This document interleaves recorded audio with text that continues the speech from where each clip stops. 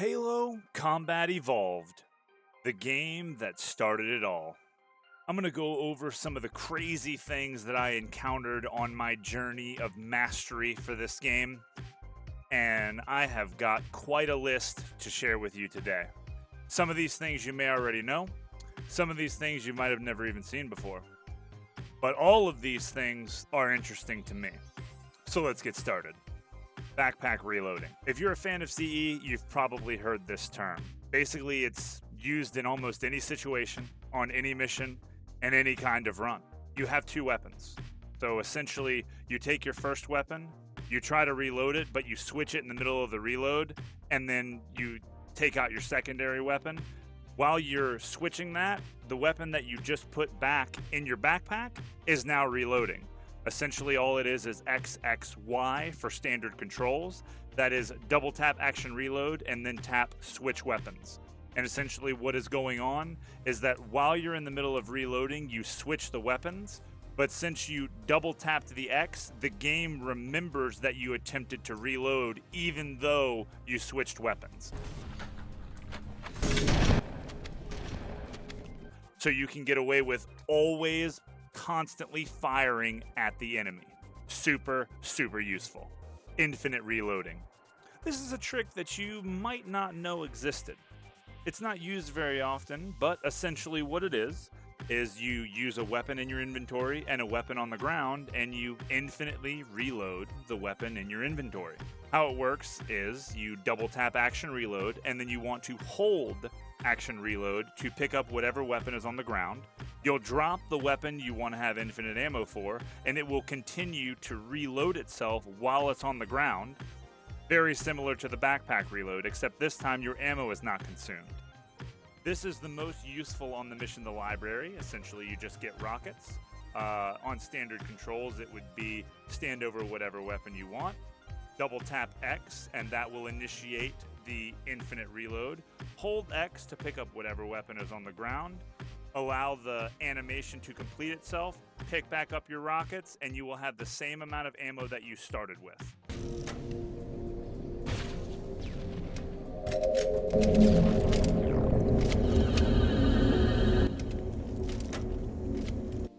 Moving on, fall damage canceling. This is used on a few different missions, on 2 betrayals, maybe assault in the control room. Fall damage canceling saves you from getting damaged or saves you from death whenever you are normally falling from too high of a height. Essentially what's happening is you jump off whatever it is you're jumping off of, and you would hit the ground, and if you're up too high, you would get fall timered, or you would take so much damage that you would die. So what the fall damage cancel is, as you're hitting the ground, your feet touch and you crouch just slightly before you hit the ground, and it's almost as if the crouch absorbs the impact and mitigates all of the damage. Sometimes it's, no health, sometimes it's no shield. It depends on how high you fall from. But this glitch is super useful. Let me give you a couple of examples. First, we need to pull back the exhaust. Bro! That will Clean. expose a shaft.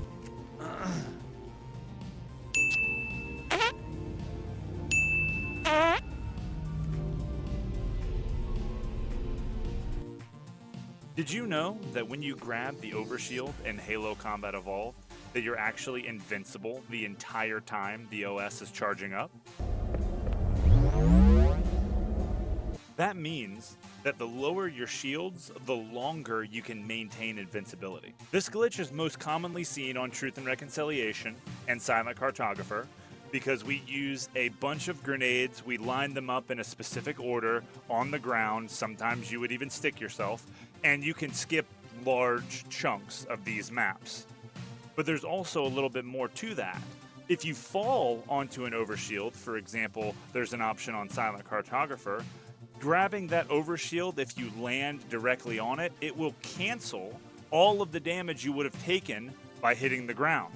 Both of these forms of overshield invincibility fascinate me. The bunny hop mechanic. At least that's what I like to call it. Basically what this is you are taking your character model and jumping from ledge to ledge without jumping. Confused? I was at first too. Let me try to break it down. Basically, all this is whenever you stand on a ledge and you crouch, then let go of crouch and hold forward on the same frame, you'll get a little hop off of the ledge. This is most notably used in the reveal skip on 343 Guilty Spark, as whenever you clip outside of the map, you have to do a little bunny hop to get across to the other side of the ledge. You can't jump and you can't walk because you're stuck in between the floor. So you use the bunny hop mechanic.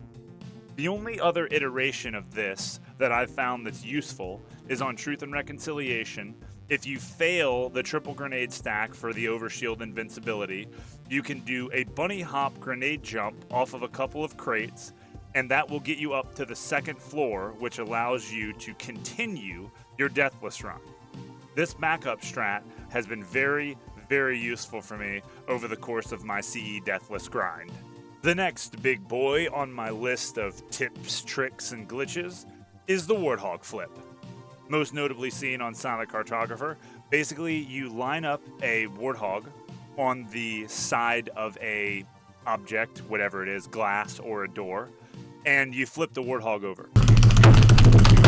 You jam yourself in between the Warthog and whatever it is you're clipping through. Obviously, you can't just clip through anything. It has to be a thin wall. But you put yourself in between the Warthog and the wall, and you hit Action Reload, or X for standard controls. This will flip the Warthog and knock your character model through the object, so that way, in a Deathless run, for instance, you can continue your run. You clip through the wall, fall down, and you skip the entire mission. This was one of the favorite things and my biggest addition to the Deathless run for Halo CE. Have you ever clipped inside of a wall and you just don't even know what happened? Yeah, you probably clipped in between polygons. My run's over. My run's dead. This is used across many different Halo games, across many different levels, most notably in CE. For example, take the Maw. You can use a hunter to break open a door. If you stand in between the door and the wall and you crouch whenever the hunter breaks the door open, you'll get ejected up and into the ceiling and outside the map. Another good iteration of this is on two betrayals whenever doing the Bool skip or Banshee Out of Level. Whenever you're going to launch yourself out of the map, you make the Banshee go 100% straight up, and if done correctly, you will hit the ceiling at the point in which you're going straight up and get launched through the ceiling or clipped out of bounds, so that way you can continue the trick. You also see this on 343 Guilty Spark, whenever you're grenade jumping out of bounds to do reveal skip. You can see it on the library. Whenever you go and do a flood bump, for instance, you line up a flood on a wall, you stand on him in a specific angle, and whenever he gets up, the game doesn't like the fact that you two exist in the same location, and it bumps you inside of the object, inside the wall, and you can jump straight through it. Really cool. Another good iteration of this is on keys. There's a flood bump there as well. Shield bumping is also a version of clipping in between polygons. If you line yourself up specifically standing on a spot on top of a shield, it can either be on keys, you can do this on Pillar of Autumn, but you can use that shield to launch yourself up into void space essentially and walk on the rafters in and outside of the maps.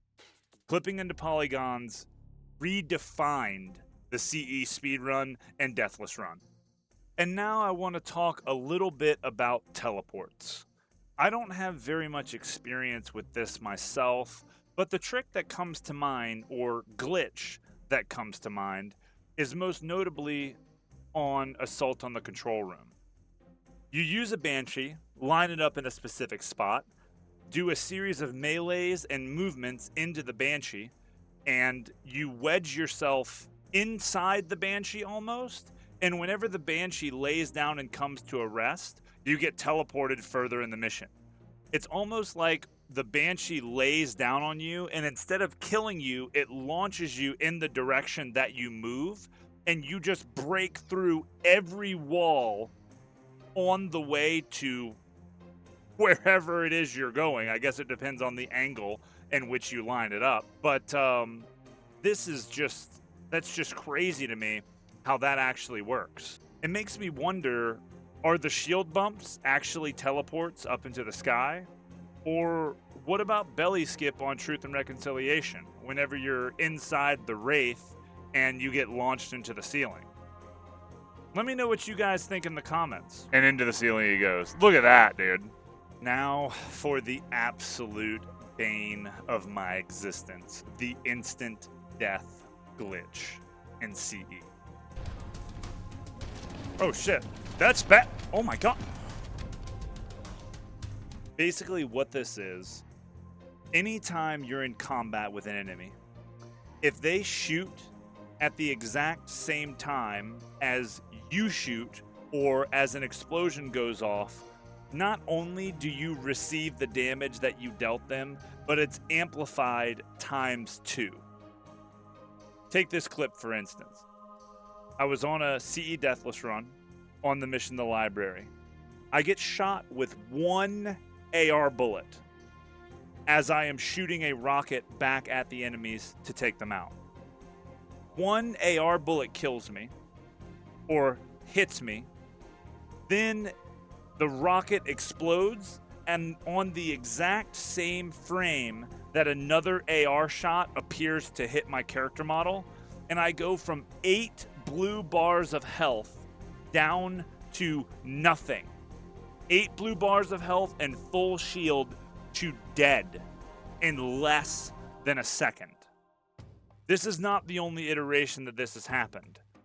I have shot enemies before on the Maw with a shotgun and been shotgunned back and killed. It's almost like I'm shooting at a mirror and I just get killed from it. I don't know exactly what happens with this, but it's killed many of my Deathless attempts. And it just blows my mind that something like that even exists. Fuck! One of the biggest glitches and or tricks that can be found in any Halo game is AI manipulation. How you can control the computer to make them do what you want them to do. The most common iteration of that in Halo CE is Banshee grab on Assault on the Control Room. Basically, you line yourself up on a specific polygon on the ground, on a specific line, and as the Banshee is approaching, you crouch at a specific point, and that breaks the line of sight between you and the Banshee. What the Banshee will do is circle around looking for you, and it will get jammed in the rafters directly above you. Thank you. Like, I know what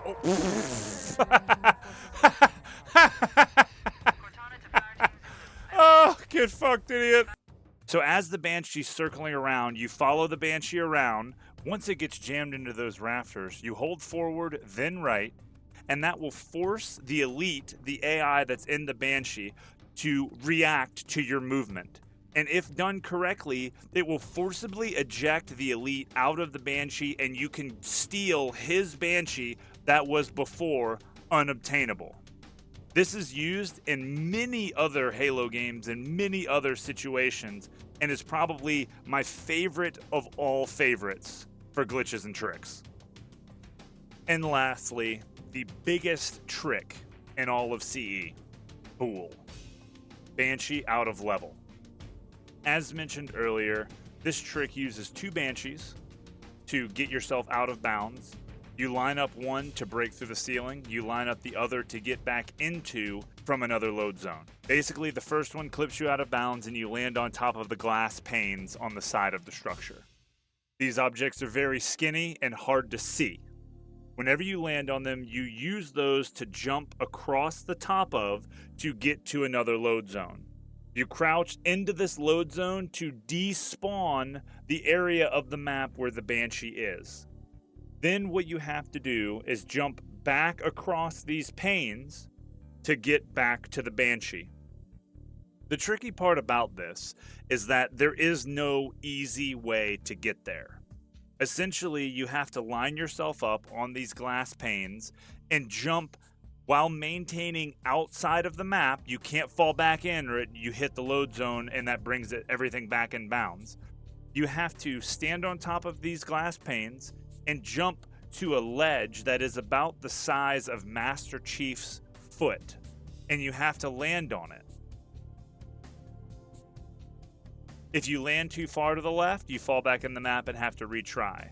If you land too far to the right, you fall off and die. If you go too far forward, you hit the door in front of you and fall off and die on occasion. If you don't jump far enough, you fall off and die. Considering that this is the last mission, or the second to last mission in a Deathless run, the third to last mission, I'm a dipshit. Anyway, considering how far you are into your run, doing this first sequence of events in order without making a mistake is heart attack inducing, just about. But once you pull them off, you jump outside of the map and get back into the Banshee, and now you have your Banshee as well as your character into an unloaded portion of the map. By getting this far, you already will have to be in anniversary graphics so you can see what's going on.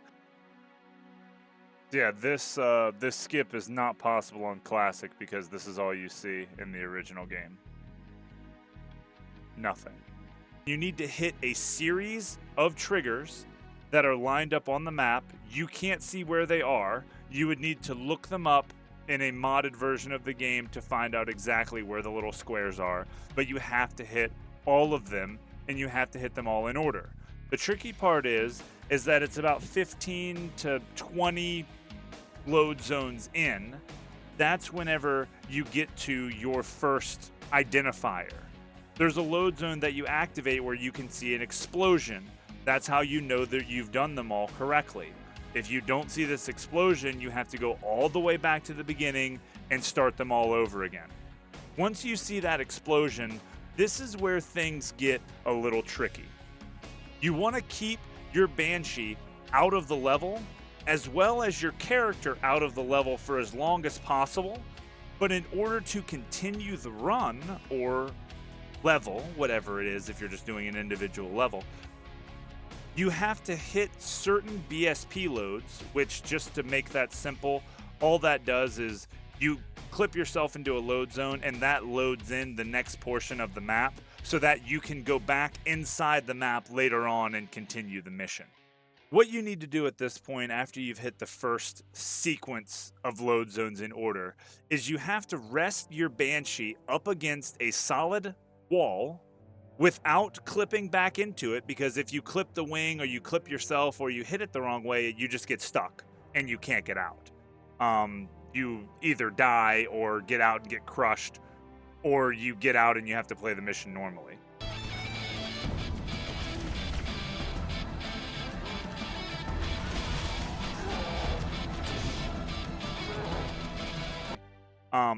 But you line your Banshee up against this wall, and then based on a certain visual cue, you get out of the Banshee and then you spam action reload, which is normally on default controls X, to get back in that Banshee as fast as you possibly can. You have to do that 3 different times in order to continue mission progression. Now, let's say you don't press X fast enough. You're going to get stuck inside the wall in the glass panes, and you are soft locked. You can't continue anymore. You have to either die or revert checkpoint. Let's say you got out too high, you didn't line it up correctly, and you didn't get stuck in the wall, which is very rare, but it could happen. Ah! The Banshee will fall into the abyss outside the mission forever, and you get the same result. You still have to play the mission normally. So activating these BSP loads to load in other sections of the map for mission progression, it's not hard once you know how to do it, but learning the specific lineups and all of the know-how to do this consistently, it does take quite a bit of time. In between the second and third BSP load, there is a short series of triggers that you have to hit. There's 3 of them. No, I take that back. Well, there's 5 that you need to hit, but you want to hit all 6 of them so you can get your correct indicators. So let's just go with, there's 6 load zones that you have to hit, and then that lets you activate the second tower, or the second, what is the thing called? The transformer, whatever. You know what I'm talking about. So that you can continue mission progression. Once that is done, you have to go hit the black bars cutscene, and you can then go to your last BSP. Once you trigger this, you have to maintain your Banshee to the left of the map, because everything on your right that you will visibly be able to see once entering the Banshee after the third BSP load, all of that will be solid. You will see enemies, and you will have to, if you go inside the map, then you have to play the mission normally. So after that third BSP, you want to hang to the left and actually fly under the map, and then follow the waypoint to clip a trigger while maintaining out of the level, and then you can use that to see the long hallway in the distance where you would go for Broken Door skip. This trick, I have no idea how it was found, but it made the hardest mission in the game a piece of cake. I cannot believe this exists. It's incredible. And with that, we come to a close. These were my favorite Halo CE glitches, tricks, mechanics, everything that's used and been found to break this game in any and every way possible. Thank you guys again so much for watching this video. Let me know what you think was a glitch, a trick, or an intended mechanic in the comments, and I'll see you guys on the next one. Peace. Good. All right, let's do it. So I 3 have nades. health. I shouldn't die. Okay. Hopefully. Okay, why am I dying? I actually shouldn't die there. I shouldn't die there. Oh, I No, just you thought don't you had need to have OS. the OS. You Oh, don't wait. need it? You do. I'm actually. I was gonna an idiot. say. I was like, you're throwing 3 grenades. Like you